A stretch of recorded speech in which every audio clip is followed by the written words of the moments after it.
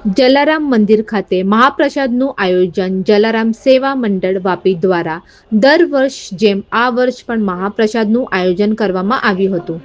સવારે 11:30 વાગ્યેથી 2 વાગ્યા સુધી આયોજન કરવામાં આવ્યું હતું, જેમાં 2 થી 3 હજાર ભક્તો મહાપ્રસાદનો લાભ લીધો હતો. Sheetal Patel, news house, Vapi.